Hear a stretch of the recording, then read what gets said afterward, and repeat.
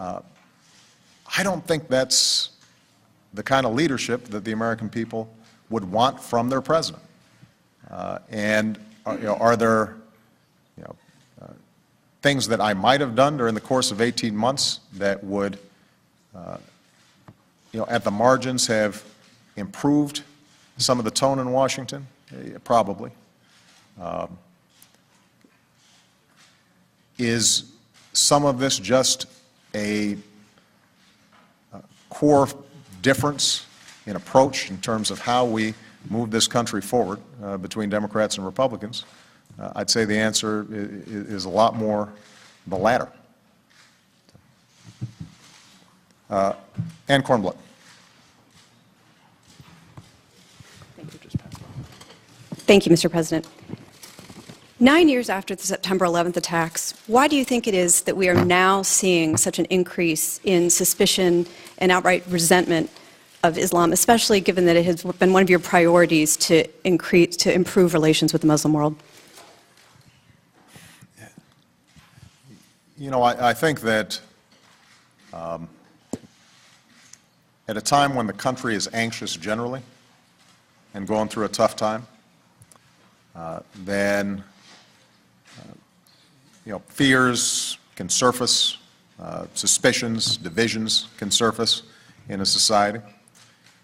And so I think that plays a role in it. One of the things that I most admired about President Bush was after 9/11, him being crystal clear about the fact that we were not at war with Islam. We were at war with terrorists and murderers who had perverted Islam, had stolen its banner to carry out their outrageous acts. And I was so proud of the country rallying around that idea, that notion, that we are not going to be divided by religion, we're not going to be divided by ethnicity, we are all Americans, we stand together against those who would try to do us harm. And that's what we've done over the last 9 years. And we should take great pride in that. And I think it is absolutely important now for the overwhelming majority of the American people to hang on to that thing that is best in us. A belief in religious tolerance, clarity about who our enemies are. Our enemies are Al-Qaeda and their allies who are trying to kill us, but have killed more Muslims than just about anybody on earth. We have to make sure that we don't start turning on each other. And I will do everything that I can, as long as I'm President of the United States, to remind the American people that we are one nation under God. And we may call that God different names, but we remain one nation. And, as somebody who relies heavily on my Christian faith in my job, I understand, the passions that religious faith can raise. But I'm also respectful that people of different faiths can practice their religion, even if they don't subscribe to the exact same notions that I do, and that they are still good people, and they are my neighbors, and they are my friends, and they are fighting alongside us in our battles. I want to make sure that this country retains that sense of purpose. And I think tomorrow is a wonderful day for us to remind ourselves of that. Okay. Natasha Mozgovaya, we're of Haaretz. Is she here? Natasha, there you are back there. Mr. President, back in region, the Palestinian and Israeli leaders, they sound a bit less ready for this historic compromise. President Abbas, for example, said the Palestinians won't recognize Israel as a Jewish state. The question is, if these talks fail at an early stage, will this administration disengage, or maybe you're ready to step up and deepen your personal involvement?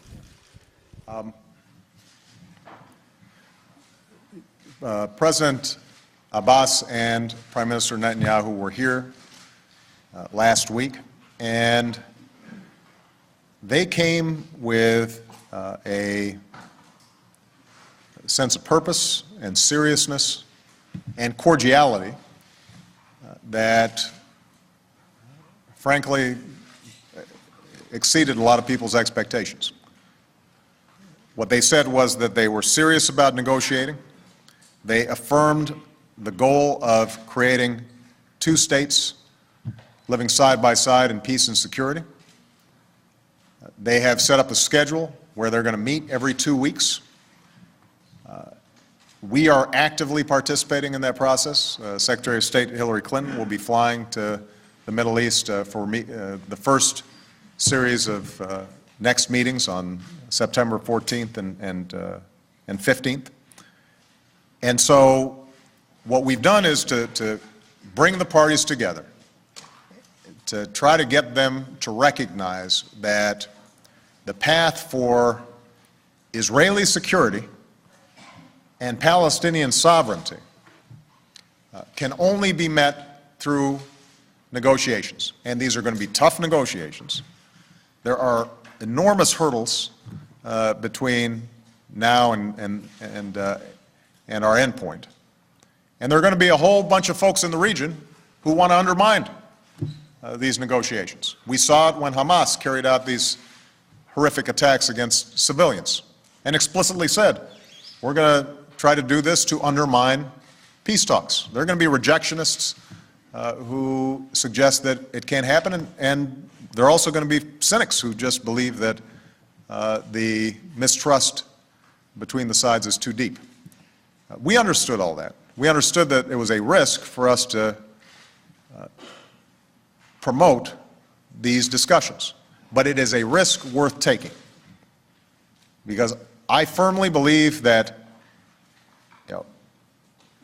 it is in America's national security interests, as well as Israel's national security interests, as well as in the interests of the Palestinian people, to arrive at a peace deal. Part of the reason that I think Prime Minister Netanyahu was comfortable coming here was that he's seen during the course of 18 months that my administration is unequivocal in our defense of Israel's security.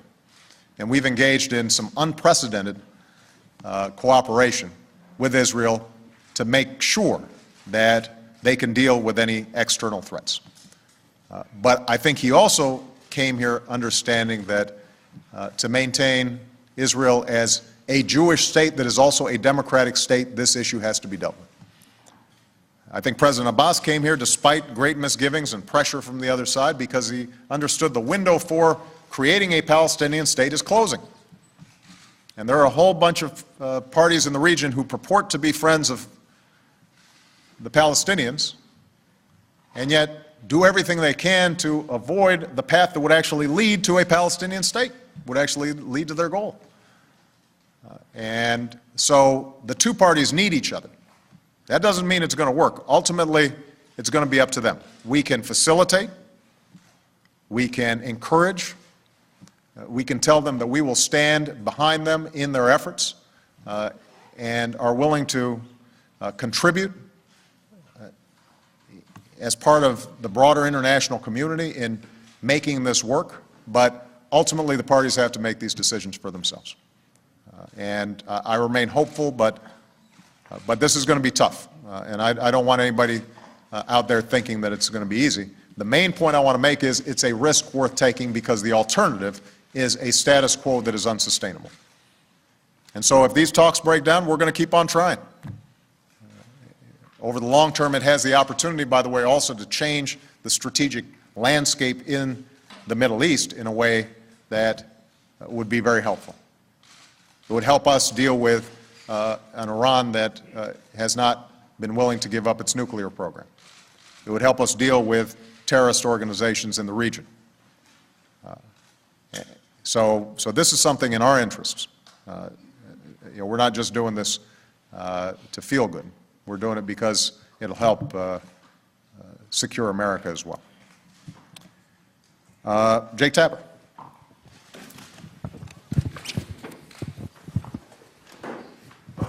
Thank you, Mr. President. A couple questions. First, were you concerned at all when the administration had Secretary of Defense Gates call this pastor in Florida that you were elevating somebody who is clearly from the fringe?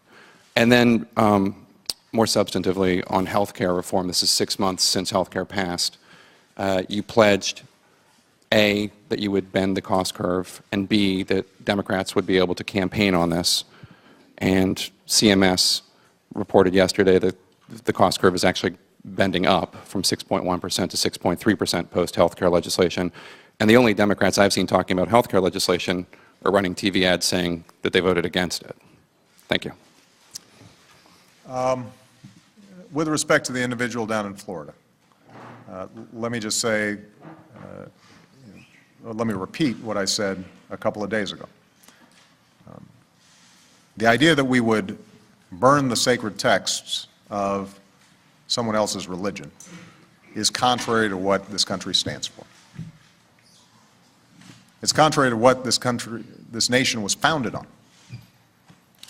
And my hope is that this individual prays on it and refrains from doing it.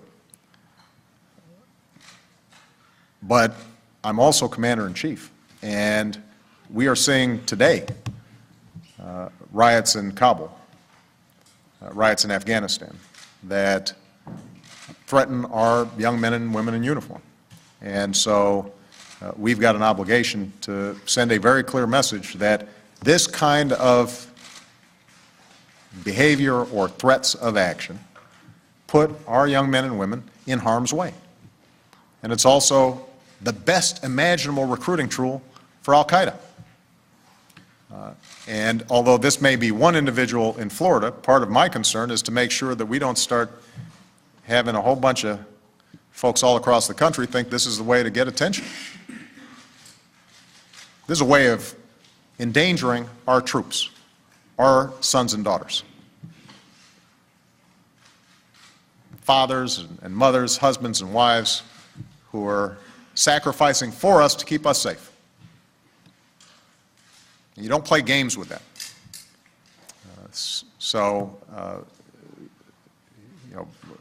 I hardly think we're the ones who elevated this story, but it is, in the age of the internet, something that can cause us profound damage around the world, and so we've got to take it seriously. With respect to health care, what I said during the debate is the same thing I'm saying now, and it's the same thing I will say 3 or 4 years from now. Bending the cost curve on health care is hard to do. We've got hundreds of thousands of providers and doctors and systems and insurers. And what we did was we took every idea out there about how to reduce or at least slow the costs of health care over time.